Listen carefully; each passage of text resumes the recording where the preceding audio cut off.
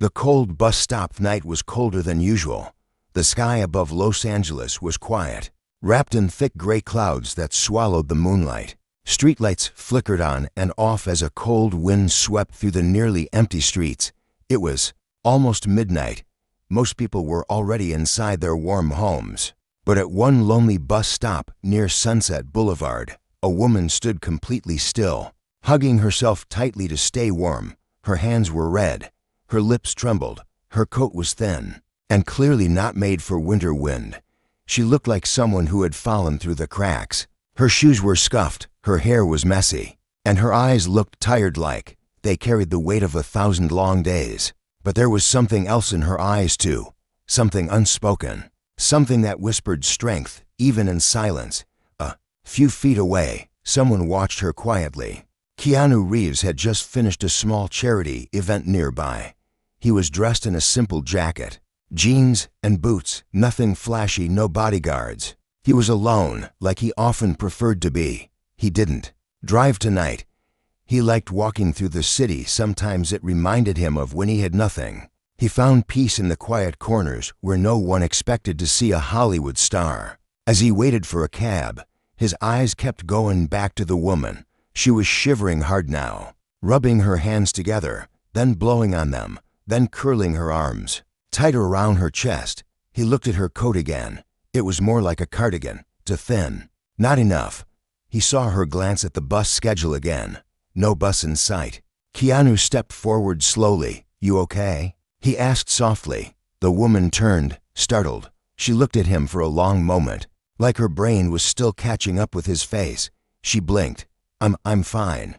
Just waiting for the bus." Her voice was strong, but tired, like someone who was used to hiding her struggles, used to not asking for help. Keanu hesitated, then took off his jacket.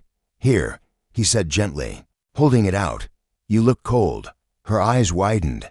No, I can't take your jacket, please," he said, his voice calm and kind. "I insist." Her lips quivered, and not from the cold this time. She hesitated, but something about his presence, the quiet, sincere way he offered, made it hard to say no. She took the jacket slowly, carefully, like it was made of glass. "Thank you," she whispered, looking down. Keanu smiled. "Bus running late?" She nodded. "I think so. Last one of the night. Not sure it's coming anymore." He looked down the street. "Still no bus. I could call a ride for you," he said. "You don't have to stand out here alone." The woman looked up again. There was something unreadable in her eyes. "You don't know me. Why would you do that?" Keanu shrugged. "You're cold. And kind people helped me once when I had nothing. I'm just passing it on." For a moment, silence hung between them, but it wasn't empty. It was full of something, quiet and powerful. "I'm Claire," she said finally, softly. "Nice to meet you, Claire," Keanu said. "I'm Keanu." She stared at him again, then let out a breathy laugh. "Yeah, I know." He laughed too, rubbing the back of his neck.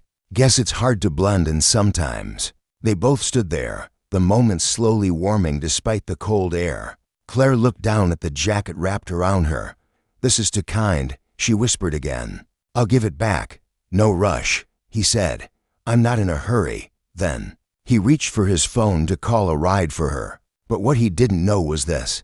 Claire wasn't just some woman caught in the cold. She wasn't homeless. She wasn't helpless. In fact, her face had recently been in the news, just not in ways most people would remember.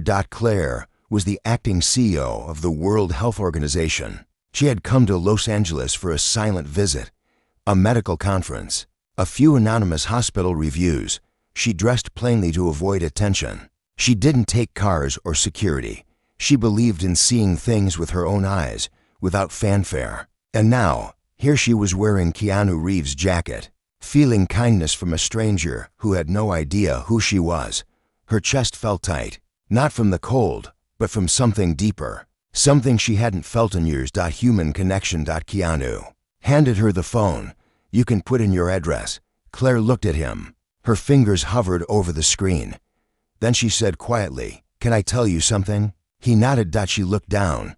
"Today was hard. I visited a children's hospital. They lost power in the middle of a surgery. They only had one backup generator. The doctor kept going, didn't stop. The nurses were shaking, but they did everything to save that child. Keanu listened closely, face softening. When I left, she continued, I realized how lucky I am, but also how alone I feel. I've spent years leading people, making decisions, solving problems, but sometimes I forget what it feels like to just be helped. Her voice cracked at the last word. Keanu didn't say anything right away. He just stood beside her, quietly, like a friend who understood what silence means. Then he said gently, everyone needs a jacket sometimes, even the strongest people. Claire looked at him, eyes filling with tears. She never expected to meet someone like him here. Not tonight.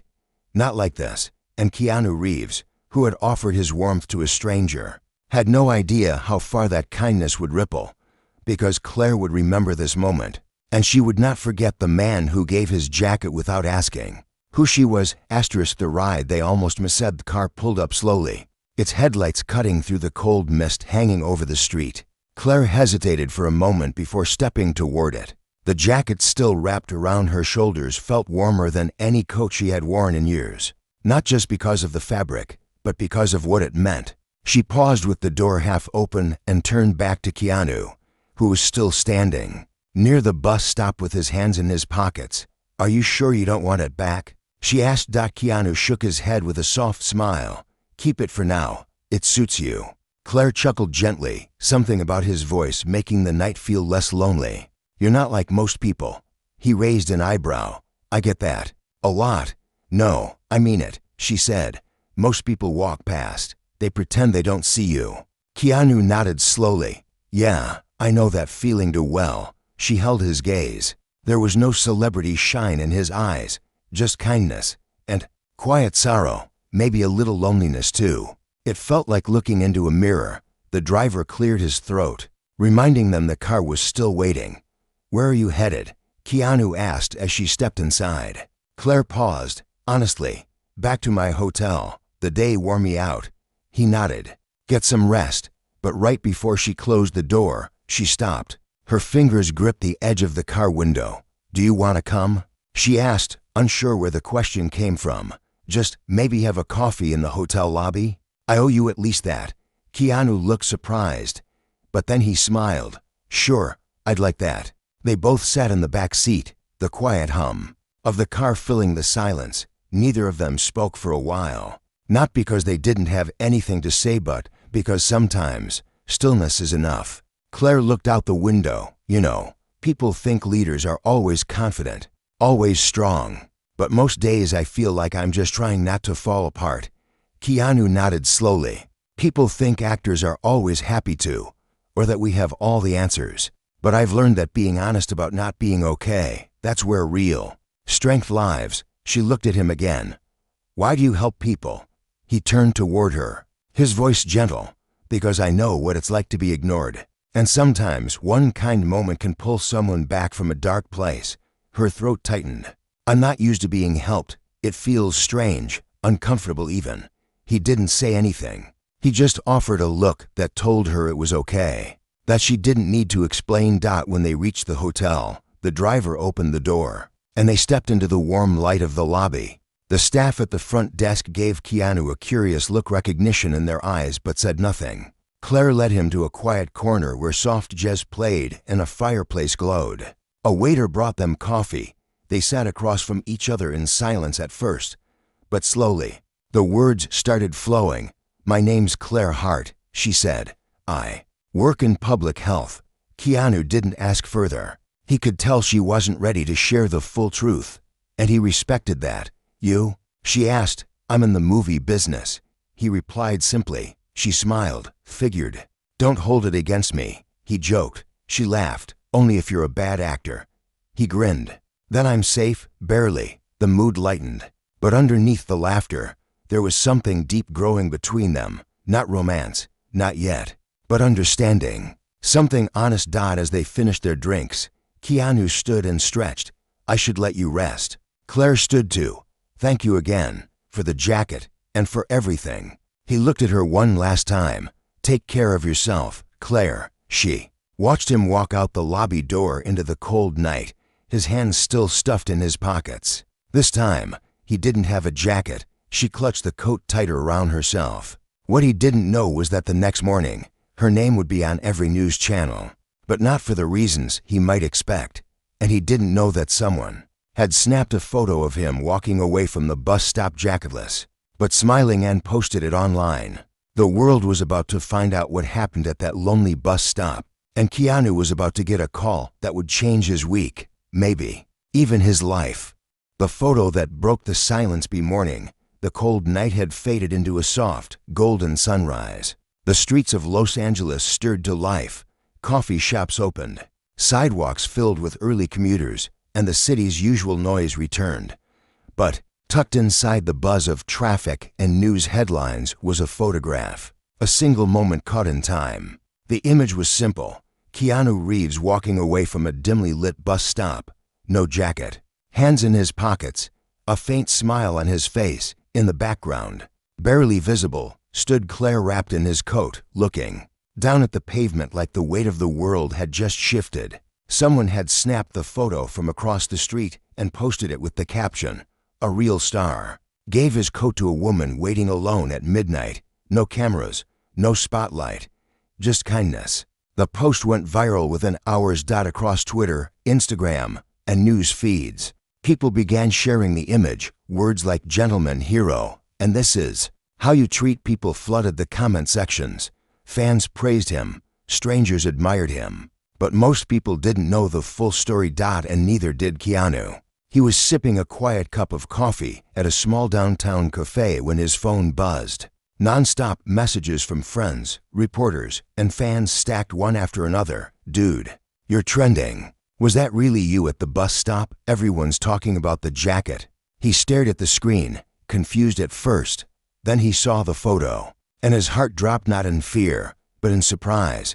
He hadn't done it to be noticed. In fact, he had hoped no one would. Meanwhile, across town, Claire sat in her hotel room in silence. The television in the background played soft news updates. Her tea had gone cold. She hadn't touched it. Her name was on the news now. Not because she had planned a press release, not because she had scheduled an interview, but because someone else had recognized her. A nurse from the hospital she visited had seen the photo online, and she commented, "Wait, isn't that Dr. Claire Hart? She's the acting CEO of the World Health Organization." What was she doing at a bus stop? Suddenly, reporters were digging. Social media sleuths pieced it together. Claire's face was now next to key news in every major headline. CEO of Who found in viral photo with actor Keanu Reeves. Claire Hart and Keanu Reeves share late-night moment of kindness. And the questions began. Who offered the coat? What were they doing together? Was it a date? A hidden mission? A new project? Claire stared at the screen. Her world, which had always been quiet and private, was now open like a book. Her phone rang. It was her assistant, panicked. "Do you want me to deny the story?" Claire paused. "No, don't deny it." "But Claire, people are asking questions." "Let them," she said calmly. "Sometimes the truth deserves to breathe." Meanwhile, Keanu sat in his car, parked near a quiet overlook above the city. He wasn't sure what to feel. Part of him wanted to disappear, but another part, the quieter one, felt something else. He remembered Claire's words from the night before. "I forget what it feels like to be helped." He wondered how she was doing, if she was okay with the attention, if the jacket still felt warm. He didn't have her number. He hadn't asked for anything, but he found himself hoping she might reach out. A few hours later, as reporters camped outside her hotel and hashtags like #Keanu and Claire filled social media, Claire did something unexpected. She stepped out. No press conference, no makeup, no flash. She wore the jacket again, and when asked if the story was true, she said simply, "Yes." A reporter called out, "Did you know who he was?" "Yes," Claire said with a small smile. "But he didn't know who I was." Another question. "Fluent, was it a setup?" "No," she replied. "It was just human." Keanu saw the clip later that night, and his heart softened. She hadn't denied it. She hadn't run from it. She had embraced the truth quietly, gracefully. He sat back in his chair and closed his eyes.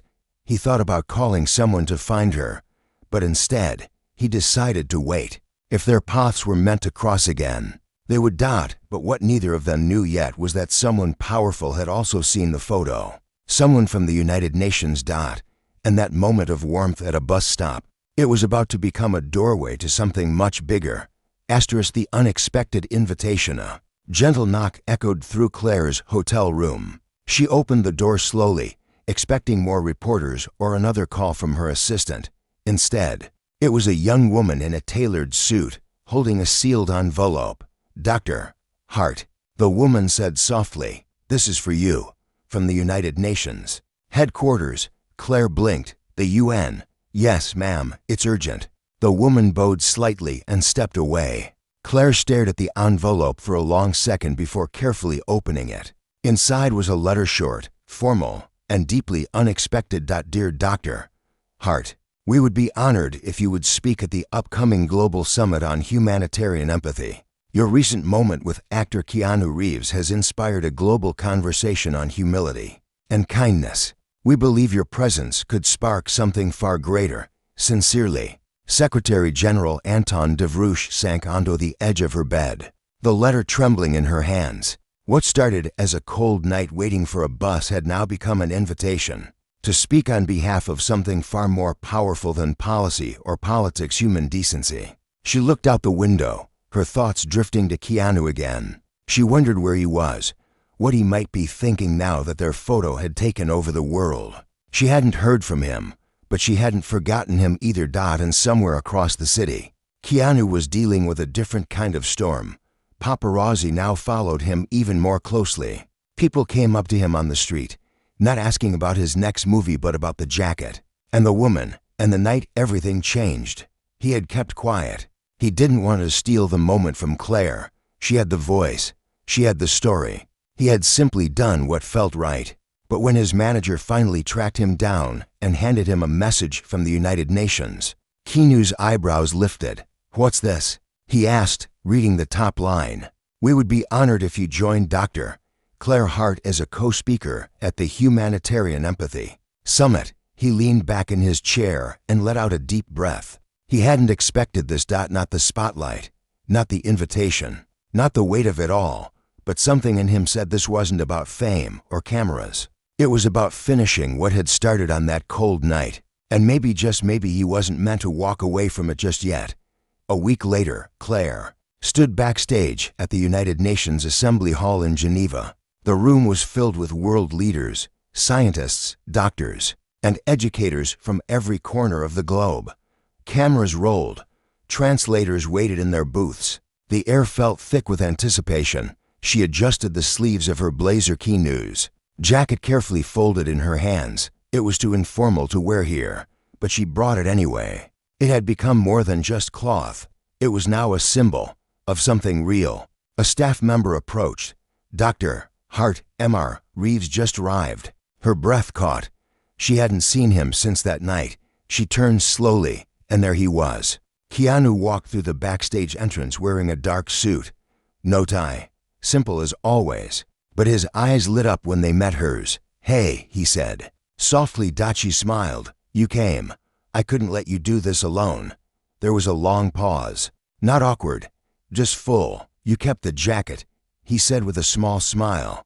"I had to," Claire replied. "It changed everything. You changed everything," he said. "I just offered a little warmth." She looked down, then handed him a folded piece of paper.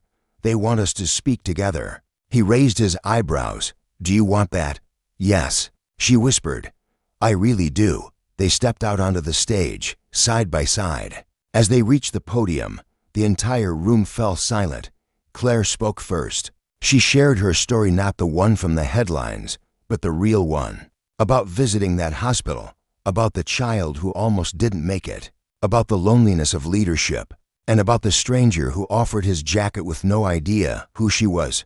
That night, Claire said, her voice steady, "Someone reminded me that kindness doesn't ask for credentials. It just shows up, and sometimes that's all it takes to change a life." Then Keanu stepped forward. He didn't have a speech. He just spoke from the heart.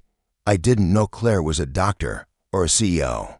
I just saw someone who looked cold And something in me said, do something. He paused, then looked at her. Turns out, helping one person might help the whole world. The audience rose to their feet in a standing ovation. Cameras flashed. But in that moment, Claire didn't care about the cameras. She looked at Keanu and saw the same quiet soul she met at the bus stop. And he saw the same woman who stood strong in the cold, not because she wanted to, but because she had to, after the summit. As the two sat quietly in a courtyard beneath the open sky, Claire handed the jacket back. You've earned this, she said. Keanu shook his head. No, now. It belongs to the world. She smiled. Then we'll share it. The ripple effect weeks had passed since the summit, but the story of the jacket hadn't faded. If anything, it had grown. People across the world began sharing their own moments of kindness. Strangers helping strangers, teachers giving lunches to hungry students, taxi drivers refusing fares for passengers who looked exhausted. Small things, quiet things, but they carried weight. In cafes, subways, and classrooms, conversations shifted from anger to empathy. The hashtag just like Keanu trended in dozens of countries. Schools created Jacket Day where students would donate coats to the homeless. Claire's name was now being spoken not just as a leader, but as a symbol of gentle strength. But with the spotlight came pressure. Claire sat in her office at the World Health Organization headquarters, going through reports. She had just returned from a visit to rural clinics in India. She had seen children still living without clean water, doctors working with broken tools, mothers walking miles for a single bottle of medicine. She felt torn. The world praised her for a single moment, but she had lived 1,000 harder ones that no one ever saw. She had signed emergency orders, sent teams into disaster zones, fought to keep vaccine programs alive. And yet, it was the moment she stood shivering in the cold, helpless, that now defined her. A knock pulled her from her thoughts. Her assistant stepped in. There's someone here to see you. Claire looked up. Press. No, it's Keanu. Her breath caught. You didn't tell me he was coming. He didn't call ahead. Just walked in. Claire stood and walked quickly to the lobby. And there he was, just like always. Simple clothes, quiet eyes, a small smile that somehow felt like home. You're here, she whispered. I wanted to talk, he said. Someplace quiet. They went to the rooftop garden, a hidden place above the city, full of flowers and breeze and silence. No cameras, no microphones, just sky. You okay? He asked. She looked away. I should be. But no, tell me. I'm tired, Keanu, she said. Everyone wants to talk about the jacket, the photo, the summit. But no one wants to talk about the real things. The sick babies, the burned-out nurses, the silence in the clinics after a child dies. He sat beside her. That night at the bus stop, she said, I wasn't just cold. I was lost, and you helped me without asking anything. But now, the whole world is asking, and I'm just one person. Keanu was quiet for a moment. Then he spoke. You know why that moment mattered? He asked. Why? Because it was real. Because it wasn't part of a plan. And that's why people felt it. It reminded them that even in the middle of chaos, a single good thing can happen. She looked at him. But now they expect me to fix everything. He nodded. You don't have to fix everything. You just have to keep showing up. Her eyes filled with tears. She hadn't cried in years, not really. But something about his voice, his presence, allowed the walls inside her to soften. You're not alone, he added. You were never meant to carry the world by yourself. They sat in silence, watching the sky change colors. Later, as they stood up to leave, Claire asked, why do you keep showing up? Keanu smiled.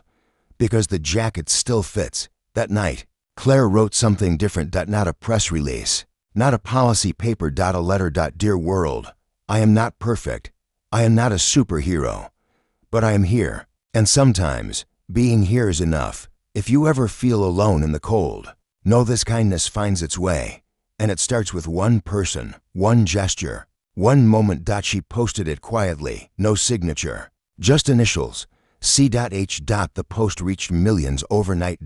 And in cities far from Los Angeles, in villages far from Geneva, people read it and felt seen. The jacket was no longer a piece of clothing. It was a movement, and behind it were to people one who gave, one who received, both forever changed by a cold night at a forgotten bus stop. Asterisk the warmth that never fade. Months passed. The world moved on, as it always does. New headlines came, new stories rose.